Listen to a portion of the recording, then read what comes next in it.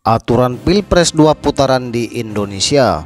Dilansir dari CNN Indonesia, Konstitusi Indonesia, Undang-Undang Dasar 1945 mengatur tentang pemilihan calon presiden dan wakil presiden 2 putaran. Itu bisa dilakukan oleh Komisi Pemilihan Umum jika ada lebih dari 2 pasangan calon presiden dan wakil presiden yang memenuhi syarat atau tak ada peserta yang mendapat suara lebih dari 50%, diatur dalam pasal 6A Undang-Undang Dasar 1945. Lebih jelas diatur dalam pasal 6A ayat 3 Undang-Undang Dasar 1945 bahwa pasangan capres-cawapres yang memenangkan kontestasi harus meraih lebih dari 50% suara dengan mendapat setidaknya 20% suara di setiap provinsi dan lebih dari setengah total provinsi yang ada. Jika tidak ada pasangan yang memperoleh suara seperti dalam pasal 6A ayat 3 Undang-Undang Dasar 1945, maka dilaksanakan Pilpres putaran kedua. Pasangan yang memperoleh suara terbanyak pertama dan kedua kembali berkontestasi mendapatkan suara terbanyak. Pasangan yang mendapat suara paling sedikit tidak bisa lagi ikut dalam putaran kedua. Kemudian pasangan yang meraih suara terbanyak di putaran kedua dinyatakan sebagai pemenang Pilpres. Pilpres 2 putaran pernah dilaksanakan pada tahun 2004 silam. Kala itu ada 5 pasangan capres-cawapres yang berkontestasi.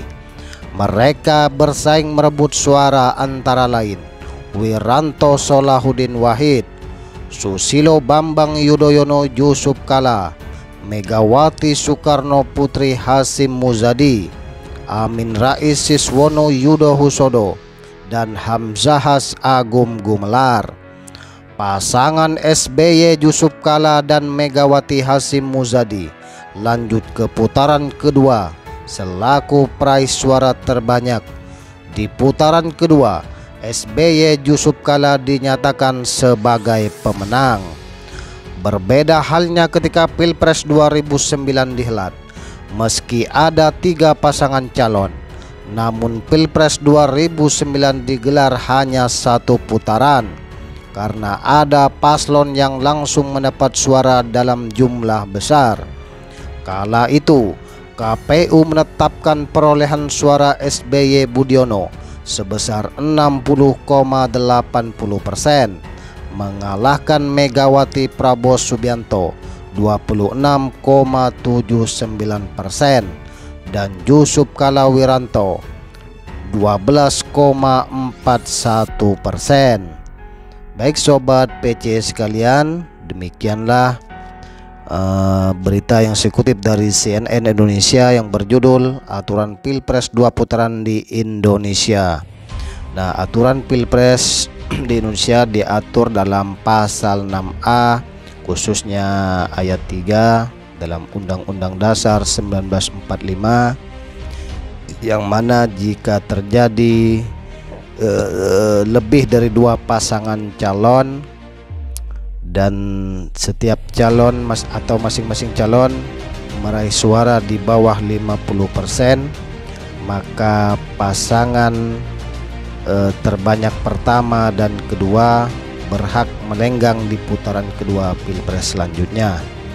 Nah, itulah sekelumit aturan Pilpres yang saya kutip dari CNN Indonesia. Nah, kita lihat saja pemilu 2024 ke depan, apakah memang akan lebih dari 2 pasangan calon dan masing-masing calon suaranya tidak sampai 50%, maka berhak mengikuti putaran kedua, yaitu sebagai peraih suara terbanyak pertama dan kedua. Namun meskipun 3 pasangan calon berkontestasi 2024, akan tetapi salah satu pasangan meraih suara lebih dari 50%, maka pemilu 2024 cukup satu putaran. Sekilas agak susah terjadi jika Pilpres 2024 tiga pasangan calon